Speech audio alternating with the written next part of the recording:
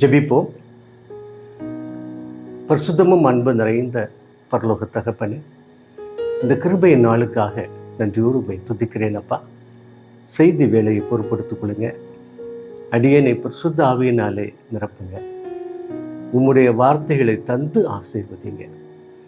இயேசு கிறிஸ்துவின் நாமத்தினாலே ஜெபிக்கிறேன் ஜீவனுள்ள பிதாவே, ஆமென். கிறிஸ்துவுக்குள் அன்பான தேவனுடைய பிள்ளைகளை, இன்றைய செய்திக்காக எடுத்துக்கொண்ட வாக்கியம், நான் உன்னை கைவிடுவது இல்லை என்று ஆண்டவர் சொல்லுகின்றார். ஆதியாகமம் 28ஆம் அதிகாரம் 15ஆம் வசனம். ஒவ்வொரு பிள்ளைகளை குறித்தும் ஆண்டவர் கரிசனை உள்ள தகப்பனாக நமக்கு இருக்கிறார். நான் உன்னை கைவிடுவது இல்லை. அவரவருடைய தேவைகளை பொறுத்து, பிரச்சனைகளை பொறுத்து ஆண்டவர் என்னை கைவிட்டு விட்டாரோ என்கிற மிகப்பெரிய ஒரு கேள்விக்குறியோட அநேக பிள்ளைகள் நாம் வாழ்ந்து கொண்டிருக்கிறோம். ஆனால் ஆண்டவருடைய வார்த்தை என்ன சொல்லுகிறது என்றால், நான் உன்னை கைவிடுவது இல்லை என்று சொல்லுகிறார். ஆம், தேவனுடைய பிள்ளைகளை, சோர்ந்து போகாதிருங்க, கவலைப்படாதீர்கள், பயப்படாதீங்க. ஏன்னா ஆண்டவர் உங்களை கைவிட மாட்டார். நீங்கள் அவருடைய சொந்த பிள்ளைகள். அவர் சொல்லுகிறார், நீங்கள் என்னை தெரிந்து கொள்ளவில்லை, நான் உன்னை தெரிந்து கொண்டேன் என்று சொல்லுகிறார். ஆமாம், இதுதான் தேவன் நமக்கு கொடுத்த மிகப்பெரிய கிருபை. ஒரு பெரிய பாவி கூட சொல்லுவான், ஆண்டவர் என்ன கைவிட்டுட்டார், ஆண்டவர் இனி என்ன கவனிக்கவே மாட்டார், நான் பாவியாக இருக்கிறேன், என்னுடைய உள்ளம் ஆண்டவரை விட்டு தூரமாக விலகி போயிட்டு அப்படி சொல்லி சில நேரங்களிலே மனிதர்கள் அழுகின்றார்கள். ஆனால் பாவியையும் துன்மார்க்கனையும் ரட்சிப்பதற்காகத்தான் நம்முடைய தேவன் உலகத்தில் மனிதனாக வந்தார். மனித வாழ்வை குறித்த அக்கறையோடு வந்தார். ஒவ்வொரு மனுஷனுடைய இருதயத்தின் நினைவுகளும் அவருக்கு தெரியும். முகத்தை பார்த்தே சொல்லிடுவார், ஆமாம், இவன் இந்தந்த காரியங்களில் கவலையோடு என் பிள்ளை இருக்கிறான், அவனை நான் எப்படியாவது அவனை ஆசீர்வதிக்கணும். இதுதான் ஆண்டவருடைய மிகப்பெரிய ஒரு எண்ணம். கிறிஸ்துவுக்குள் அன்பானவர்களே, ஒரு முறை நீங்கள் ஆண்டவரை ஏற்றுக்கொண்டு உங்களுடைய பாவங்களை அறிக்கையிட்டு மனந்திருந்து வந்துட்டீங்க அப்படி சொன்னால் ஆண்டவர் உங்களை ஆசீர்வதிக்க ஆவலாக இருக்கிறார். ஆனால் திரும்ப அந்த பாவத்தை செய்யக்கூடாது. ஆண்டவர் எதிர்பார்க்கிற ஒரு மிகப்பெரிய ஒரு எதிர்பார்ப்பே அதுதான். நீங்கள் அவருக்கு அள்ளி அள்ளி கொடுக்கணும் அப்படிங்கிறதெல்லாம் கிடையாதுங்க. அவரவருடைய நிலைமையை அறிந்து அவர் ஆசீர்வதிக்க ஆவலாக இருக்கிறார். அவருடைய எதிர்பார்ப்பு அவ்வளவுதான். ஆமாம், அநேக பிள்ளைகள் 3 பேருக்கு 3 விதமான தாளந்துகளை ஆண்டவர் கொடுத்தார். அந்த ஊமையில் அப்படி தான் கொடுத்தார். 3 விதமான தாளந்துகளை கொடுத்தார். ஒருத்தன் ஆண்டவரே நீங்கள் கொடுத்த தாளந்துகளில் இவ்வளவு தாளந்து நான் சம்பாதிச்சுக்கிறேன் ஆண்டவரே, இந்தாங்க நீங்கள் பிடிங்க அப்படின்னு சொல்லி சொன்னான். வச்சுக்கப்பா, நீயே வச்சுக்க, நான் உன்னை அநேக காரியத்தில் அதிகாரியாக உயர்த்துவேன் அப்படின்னு சொன்னார். ஆமாங்க, எவ்வளவு தாளந்துகளை நீங்கள் ஆண்டவருக்காக சேர்த்து வைத்திருக்கிறீர்களோ அதை ஆண்டவர் உங்கள்கிட்டயே தந்துடுவார். உங்களிடமிருந்து வாங்க மாட்டார். உங்களுக்கு இன்னும் அநேக ஆசீர்வாதங்களை அள்ளி அள்ளி ஆண்டவர் கொடுக்க ஆர்வமாக இருக்கிறார். இன்னொருத்தன் வந்தால், ஆண்டவர் இவ்வளவு தாளந்து நீர் தந்தீர் ஆண்டவர், பாருங்க நான் இன்னும் நிறைய சம்பாதிச்சிருக்கிறேன் அப்படின்னு சொல்லி சொன்னா, நீ வச்சுக்கப்பா, உன்னை நான் இன்னும் அதிகாரியாக உயர்த்துகிறேன் அப்படின்னு சொல்லி சொன்னார். இன்னொருத்தனுக்கு 1 தாளந்து தான் கொடுத்தாருங்க. அவன் கோபப்பட்டுட்டான். அவனுக்கு இவ்வளவு தாளந்து, இவனுக்கு இவ்வளவு தாளந்து, எனக்கு 1 தாளந்தா அப்படின்னு சொல்லி ஆண்டவர் மேலே ஒரு கோபம், ஒரு எரிச்சல் தாளந்து கொண்டு புதைச்சி வச்சிட்டான். ஆமாம், நீங்கள் நல்லா கவனிங்களேன், ஆண்டவருடைய எதிர்பார்ப்பு நிறைய அப்படி கிடையாது. உங்களுக்கு கொடுத்திருக்கிற தாளந்துகளை நீங்க பயன்படுத்துகிறீர்களா அது மட்டும்தான் ஆண்டவர் உங்களை பார்க்கிறார். நீங்கள் ஆண்டவருக்காக அள்ளி அள்ளி என்ன இருக்கோ, உங்களிடம் என்ன உள்ளதோ அதை நீங்கள் கொடுங்க. உண்மை உள்ளன்போடு கொடுங்க, நிறைவாக கொடுங்க, இருக்கிறவைகளை கொடுங்க. ஆண்டவர் உங்களை ஆசீர்வதிப்பார். ஆமாம், இங்கேயும் ஆண்டவர் அப்படிதான் சொல்றாரு, நான் உன்னோட தான் கூட இருப்பேன், நான் உன்னை கைவிடவே மாட்டேன், உன்னோடு கூட இருப்பேன், நான் உன்னை கைவிட மாட்டேன் என்று சொல்லுகிறார். இன்னைக்கு அவர் சொல்கிறார் பாருங்க, நீ எங்கெங்கெல்லாம் போகிறியோ அங்கெல்லாம் உன்னோடே கூட வந்து உன்னை காத்து கொள்வேன் அப்படின்னு சொல்றார். அப்போ இந்த உலகத்துல இம்மட்டுமாக நாம பாதுகாப்போட வாழ்கிறோமா? நம்முடைய பாதுகாப்பு அல்ல, நம்முடைய பலன் அல்ல, ஆண்டவருடைய பாதுகாப்பு தான். அக்கினி மதிலா இருந்து ஒவ்வொரு பிள்ளைகளையும் பாதுகாத்து வருகிறார். உங்களுக்கு ஏதாவது குறைவு இருக்கா? ஆண்டவரோடு கூட பேசுங்க இல்லையா? நம்ம அதை என்ன சொல்றோம்? ஜெபம் அப்படின்னு சொல்றோம் இல்லையா? ஜெபம் தாங்க ஒரு மனுஷனுடைய வாழ்வை உயர்த்தும். ஆமாம், ஜெபம் நல்லா ஜெபிங்க, ஆண்டவரோடு கூட பேசுங்க. ஜெபம்லாம் என்னது? ஆண்டவரோடு கூட பேசுங்க. எப்போ ஆண்டவரோடு கூட பேசுவதற்கு நீங்க ஆயத்தமாக முடியும் தெரியுமா? பரிசுத்தமாய் வாழும்போது, பரிசுத்தமாய் வாழும்போது, ஆண்டவருடைய நினைவாய் வாழும்போது உங்களுடைய குறைகளை அள்ளி அள்ளி கொண்டு கொட்டாதுங்க இல்லையா? உங்களை குறித்த எல்லா காரியங்களும் ஆண்டவருக்கு தெரியும். உங்களுடைய முகம் எப்போ ஆண்டவருடைய பக்கமாக திரும்புகிறதோ அப்பவுமே ஆண்டவருக்கு தெரியும். ஒரே ஒரு காரியத்தை தான் எதிர்பார்க்கிறாரு, நீங்க ஆண்டவரோடு கூட பேசணும், உள்ளன்போடு பேசணும் இல்லையா? அந்த ஆசீர்வாதத்துக்கு தடையாக என்ன இருக்கிறதோ அந்த தடைகளை நீங்க ஆண்டவர்கிட்ட சொல்லிருங்க இல்லையா? நான் இனி இந்த பாவத்தை செய்ய மாட்டேன் ஆண்டவரே அப்படின்னு நீங்க சொல்லுங்க. சொல்லும்போது ஆண்டவர் ஏற்றுக்கொள்வாரு. நீங்க சொல்லிட்டாலே போதும், அடுத்த காரியம் உங்களுக்கு ஆண்டவர் அள்ளி அள்ளி கொடுக்கிற ஆண்டவராய் இருக்கிறார். ஒவ்வொரு பிள்ளைகளும் அப்படித்தான். நீங்க எவ்வளவு அழுறீங்க, எவ்வளவு கவலைப்படுறீங்க இல்லையா? எவ்வளவு தூரம் ஆண்டவருக்காக நீங்க ஏங்கிட்டு இருக்கீங்க, எல்லாமே அவருக்கு தெரியும். ஆண்டவரோடு கூட பேச ஆரம்பிங்க, மனம் விட்டு பேச ஆரம்பிங்க. எல்லா காரியத்தையும் பேசுறீங்க இல்லையா? என்ன ஒரு காரியத்தை நீங்க பேசணும், என்ன தெரியுமா? மனத்தாழ்மையோடு பேசுங்க ஆண்டவருக்கு. நான் பெரியவன் அப்படின்னு சொல்லி உலகத்துல யாரோட கூடயும் நீங்க போட்டியே போடாங்க, நான் பெரியவன் அப்படி சொல்லாதீங்க. அது ஆண்டவருக்கு கொஞ்சம் எரிச்சலை மூட்டோம் இல்லையா? பெருமை உள்ளவர்களுக்கு தேவனை அப்படி எப்படி இருக்கிறாரு? எதிர்த்து நிற்கிறார். தாழ்மை உள்ளவர்களுக்கும் கிருபை செய்கிறார். உங்கள்கிட்ட தாழ்மை இருக்குமானா ஆண்டவருடைய கிருபை உங்களுக்கு வந்துக்கிட்டே இருக்குமா? ஆண்டவருடைய கிருபை தானே நமக்கு வேணும். ஆண்டவருடைய கிருபை வேணும். அந்த கிருபையோடு கூட இல்லையா ஆசீர்வாதமும் வேணும். கிருபை இல்லையா? கிருபையை விட இந்த ஆசீர்வாதம் இன்னும் நம்மளை உயர்த்தும் பார்த்துடுங்க.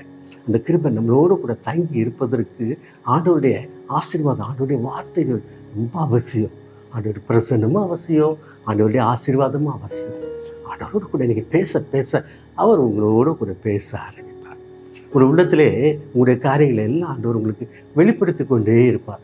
ஆண்டவர் வெளிப்படுத்த ஒருவேளை நம்ம பாவியாக இருப்போமானா ஒரு எரிச்சலையும் கொடுக்கும், ஒரு கோபத்தையும் கொடுக்கும். கோபத்துக்கும் எரிச்சலுக்கும் நீங்கள் இடம் கொடுத்து விடாதீங்க. நீங்கள் ஆண்டவர்கிட்ட ஒவ்வொன்றும் அறிக்கை பண்ணிக்கிட்டே இருங்க. அறிக்கை பண்ணுங்க இல்லையா? ஆமாம் ஆண்டவரே, நான் பாவி தான், நான் தூசி தான், அப்பா நான் குப்பை தான், ஆனாலும் என்னையும் உயர்த்த மலை கூடும் தகப்பனே என்னை ஆசீர்வதிங்க அப்படின்னு சொல்லுங்க. எவைகளை எல்லாம் விடணும் அப்படி சொல்லி ஆண்டவர் உங்களை எதிர்பார்க்கிறாரோ அவைகளெல்லாம் நீங்கள் விட்டுருங்களேன், அவைகளையெல்லாம் விட்டுருங்களேன் இல்லையா? சகையை கூட ஆண்டவரை பார்க்க ரொம்ப ஆசையாக இருந்தான். ஏன்? உலகத்தார் அவனை ஏற்றுக்கொள்ளலைங்க, ஏற்றுக்கொள்ள. ஏன்? அவனுடைய செயல்பாடு அப்படி இருந்துச்சு. அவன் ஒரு பாவியாக தான் இருந்தான். அநேகரை கஷ்டப்படுத்துகிறான், அநேகரை துன்பப்படுத்துகிறான் இல்லையா? அவனுக்கு பணம் தான் தேவை, பணம் பணம் பணம் பணம் பணம் அப்படி ஒரு எண்ணம் நம்மக்கிட்ட இருக்கா? பணம் சொத்து எல்லாம் நமக்கு தேவைதாங்க. ஆனால் நாம சம்பாதிக்கணும். பிறர் அபகரித்து நம்ம எதுவுமே பண்ணக்கூடாது. நம்முடைய வாழ்வு உயர்வதற்கு நாம் பிறருடைய அபகரிப்பை ஒருபோதும் நாம் நாடவே கூடாது. அப்படி நாடியவர்களை நீங்கள் பார்த்தீங்கன்னா அவர்கள் வாழ்க்கையில் இல்லையா உயர்ந்ததாக சரித்திரம் இல்லை.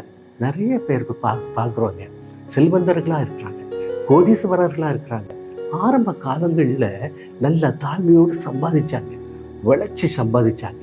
பிற்காலங்கள் வரும்போது அவர்கள் கையில் தடி எடுத்துக்கிட்டாங்க இல்லையா.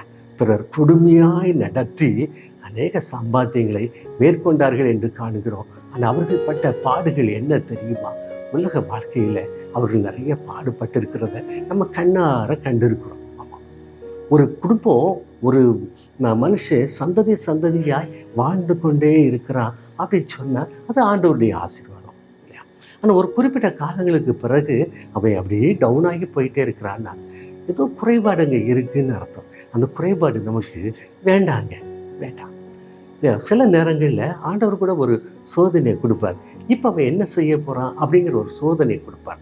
அதுதான் அந்த யோபுடைய சரித்திரம். பார்த்துடுங்க, யோபு அவன் உத்தமனாக இருந்தான், சன்மார்க்கனாக இருந்தான், ஆண்டவர் விரும்புகிற ஒரு அருமையான ஒரு மனுஷனாக இருந்தான், நல்லா வாழ்ந்துட்டு வந்தான். அவனோடு கூட இருந்த அவனுடைய நண்பர்களை காட்டிலும் யோபுடைய வாழ்க்கை ரொம்ப சிறப்பாக இருந்துச்சு. காரணம் என்ன தெரியுமா? ஆண்டவருடைய கிருபை. ஆண்டவருடைய கண்கள் எப்பொழுதும் யோபு மேலேயே இருந்துச்சு. நல்லா கவனிச்சுக்கிட்டீங்களா? ஆனால் ஒரு காலம் வரும்போது சாத்தான் வந்துட்டான். சாத்தான் ஆண்டவரோடு கூட பேசுகிறான்.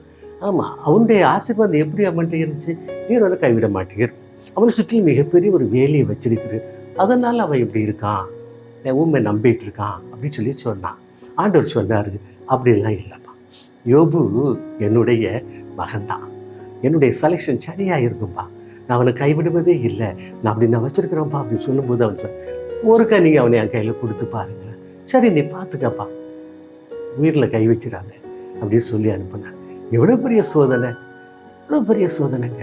எல்லாம் அழிஞ்சு போச்சு, சொத்துக்கள் அழிஞ்சு போச்சு, பிள்ளைகள்லாம் போயிட்டாங்க, எதுவுமே இப்போ அவங்ககிட்ட இல்லை. கடைசியில் என்ன பாருங்க, அவன் உடம்புல மிகப்பெரிய ஒரு வியாதி சொரிஞ்சிக்கிட்டே இருக்கிறான், புழுதியில் உட்காந்து சொரிஞ்சிக்கிட்டே இருக்கிறான், மனைவியை ஏசிட்டு போயிட்டான் இல்லையா. ஆண்டவர் பார்த்துக்கிட்டே இருக்கிறான். சாத்தா அப்படியே சிரிச்சுக்கிட்டே அலைஞ்சிட்டு இருக்கிறான். இவன் ஆண்டவரை மறுதளிப்பான் அப்படின்னு சொல்லி பார்த்துக்கிட்டே இருக்கான். யோபு மறுதளித்தானா? யோபு மறுதளிக்கவே இல்லை. இப்போ பாருங்க, அவனுடைய சிநேகிதர்கள் அவனை பார்க்க வர்றாங்க. அவர்களுடைய வார்த்தைகள் இதுவரைக்கும் சரீர பிரகாரமான ஒரு வேதனை மட்டும்தான் யோபு கையில் இருந்துச்சு.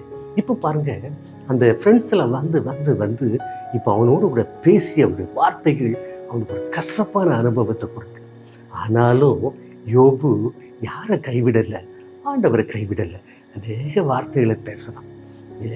இறுதி மட்டுமாக ஆண்டவர் பார்த்து கொண்டே இருந்தார். கடைசியில் ஆண்டவருக்கு யார் மேலே கோபம் வந்துச்சு தெரியுமா? அவனுடைய நண்பர்கள் மீது கோபம் வர ஆரம்பிச்சு. அதுக்கு பிறகு ஆண்டவர் யோபு தொட்ட ஆரம்பித்தார். அவனை ஆசீர்வதிக்கணும் அப்படிங்கிற ஒரு ஆர்வத்தோடு இயேசுவோடு கூட ஆண்டவர் யோபுவோடு கூட பேசினார். பேச ஆண்டவர் அவனை ஆசீர்வதிக்கிறதுக்கு ஆயத்தமானார். குயிக்காக, ரொம்ப லகுவாக அவர் அவனை ஆசீர்வதிக்கும் போது பாருங்க, பழைய ஆசீர்வாதங்களை காட்டிலும் இரட்டிப்பான ஆசீர்வாதங்கள் அவனுக்கு கிடைச்சிங்க. முன்னிலைமை பார்க்கணும், அவனுடைய பின்னிலைமை அபரிமிதமான ஒரு ஆசீர்வாதம். இன்னும் உயர ஆரம்பித்தான். ஆமாம், தேவனுடைய பிள்ளைகளே, உங்களுடைய உள்ளம் தேவன் பால் அன்போடு பெருகி இருக்கிறதா? கவலையே படாதீங்க. எவ்வளவு குறைபாடு வந்தாலும் கவலைப்படாதீர்கள். தேவன் உங்களை ஆசீர்வதிக்க உங்களோடு கூட இருக்கிறார் என்பதை நீங்கள் புரிந்து கொள்ளுங்கள்.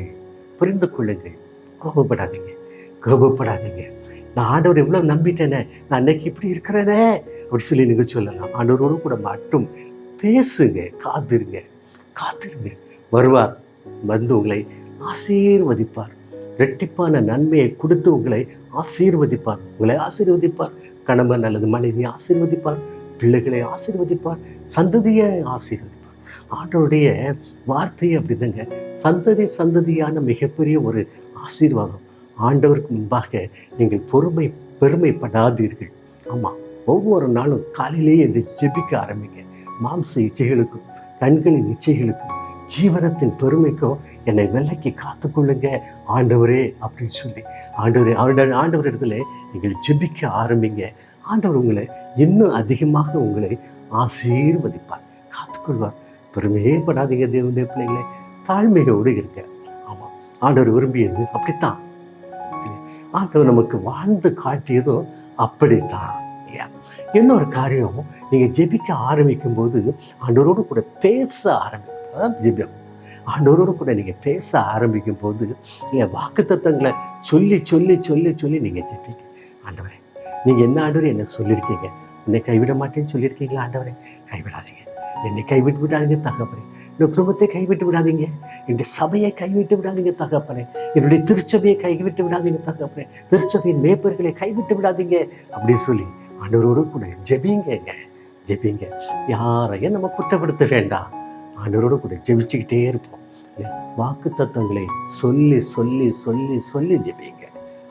ஒவ்வொரு காரியத்திலும் நீங்கள் ஆண்டவர்கிட்ட பேசும்போது கூட வாக்கு தத்தத்தை சொல்லித்தான் ஜெபிக்கணும்.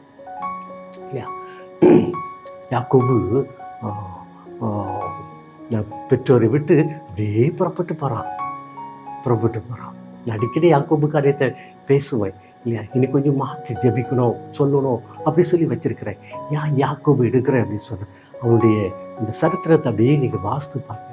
அவ்வளவு கஷ்டப்பட்டான். ஆமாம், நீங்கள் ஒருவேளை சிலருடைய வாழ்க்கையில் கூட யாக்கோபை காட்டிலும் நீங்கள் ஒருவேளை நான் நிறைய கஷ்டப்படுறேன் அப்படி சொல்லி நீங்கள் நினச்சிருக்கலாம், புரிஞ்சிருக்கலாம் இல்லையா?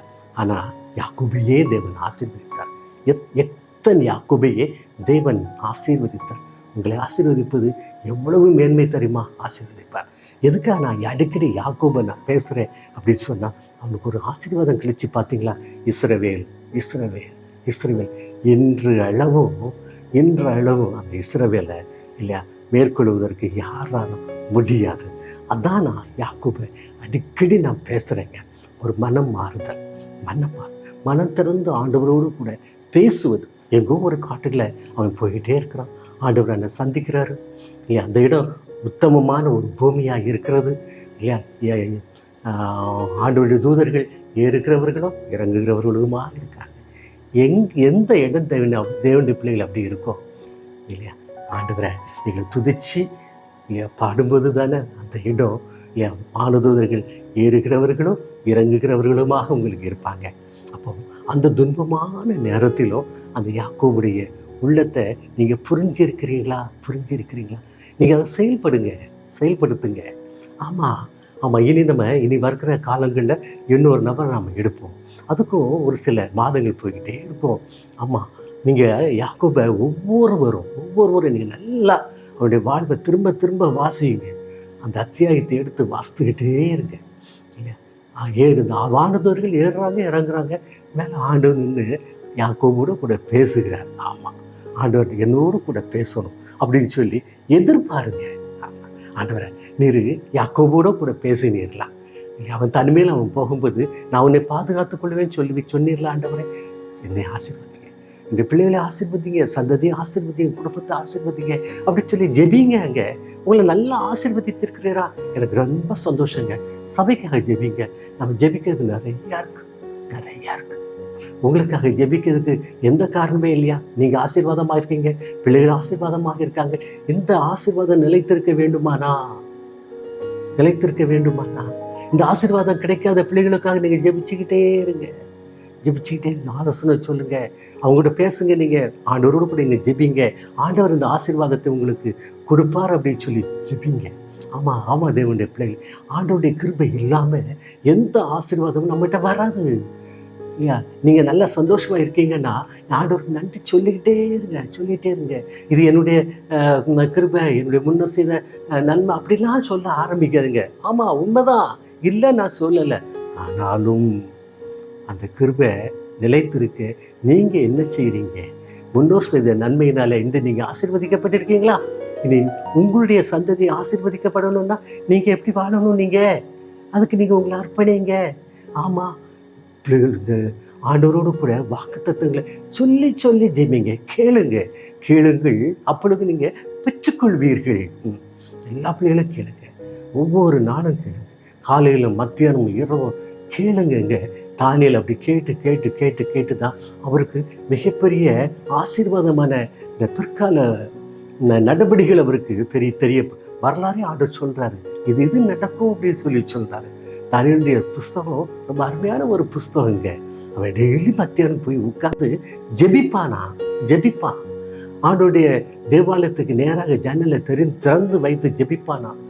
தன்னுடைய வாழ்வு அதுல அஸ்தமித்து போய்விடும் அப்படின்னு சொல்லி அந்த நாடு அறிவித்த பிறகும் திறந்து வச்சு ஜெபிப்பானா. கைவிட்டாரா? ஆண்டவர் சொல்றாரு, நான் உன்னை கைவிடுவதே இல்லை, என் சிங்க கவியில போட்டுருவாங்கன்னு சொல்லி தானியேலுக்கு தெரியுங்க. ஆனாலும் அவன் என்ன செய்தான்? ஜெபிச்சுக்கிட்டே தான் இருந்தான். என்ன கஷ்டங்கள், என்ன பாடுகள் வரும் அப்படின்னு சொல்லி தெரிஞ்சாலும் கவலையே படாதீங்க. ஆண்டவர் தான் சொல்லியிருக்காரு, நான் உன்னை கைவிடுவதில்லப்பா. நீ போகிற இடத்தெல்லாம் உன்னோட கூட இருப்பேன். எந்த நிலைமை இருந்தாலும் உன்னோட கூட இருந்து உன்னை காத்துக்கொள்வேன் அப்படின்னு சொல்லி சொல்றாரு. நீங்க ஆதியாகமம் அந்த 28ஆம் அதிகாரம் 15ஆம் வசனத்தை நீங்க வாசித்து கொள்ளுங்களா.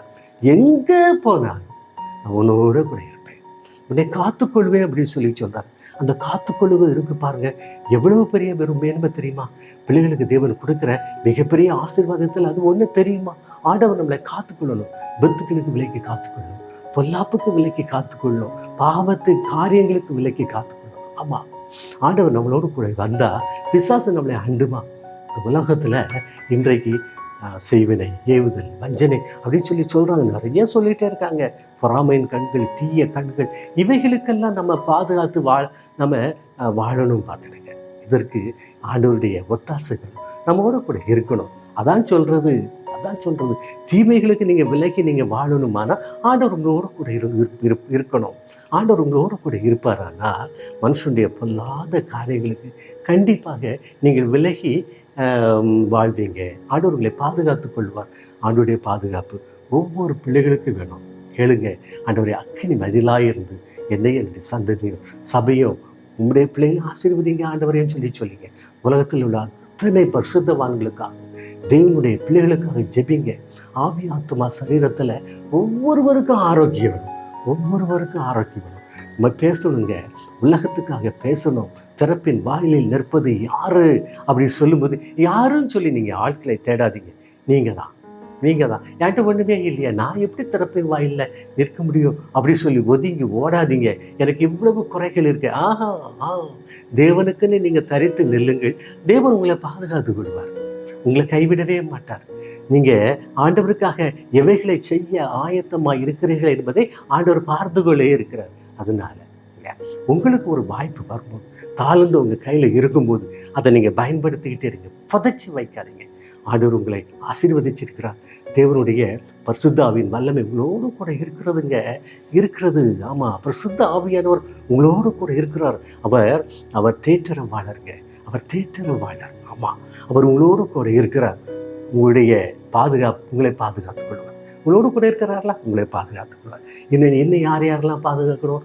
ஜெபிங்க. ஆண்டவர், இவங்களை இவ்வளோ கஷ்டப்படுறாங்க, பாவம் செய்கிறாங்க, இல்லை பரிசுத்தமாக வாழ்கிறாங்க, அவங்களுக்கு என்ன கிடைக்கல, அவங்களுக்கு ஆசீர்வாதம் கிடைக்கல அப்படின்னு சொல்லி ஜெபிங்க. இல்லையா? உங்களுடைய ஸ்தோத்திர ஜெபம் அவர்களுக்கு கிருபையை கூட்டுங்க, கிருபையாக இருக்கும். ஆமாம், உங்களுக்கு அது ஆசீர்வாதமாக இருக்கும், உங்களுடைய சந்ததிகளுக்கு அது ஆசீர்வாதமாக இருக்கும். ஜெபிங்க தேவனுடைய பிள்ளைகளை, தாழ்மையோடு இருங்க. நீங்கள் ஜெப வேலைக்கெல்லாம் நீங்கள் கடந்து வரும்போது தாழ்மையாக இருங்க. இல்லையா? வாக்குத்தத்தங்கள் ஒவ்வொன்றாக சொல்லி ஜெபிங்க. உன்னதமானவரின் மறைவில் இருக்கிறவன் சர்வ வல்லவருடைய நிலையில் தங்குவான் அப்படின்னு சொல்லி வேதவசனம் சொல்லுதில்ல. ஆண்டவரை, நான் இவ்வளவு பாடுபடுறேன்ப்பா, இவ்வளவு கஷ்டப்படுறேன், அல்லது என்னுடைய சந்ததி, என்னோட குடும்பம் இவ்வளவு கஷ்டப்படுதே ஆண்டவரை அப்படின்னு சொல்லி ஜெபிங்க. ஆண்டவர் உங்களை ஆசீர்வதித்துக் கொள்வார், பாதுகாத்துக் கொள்வார்.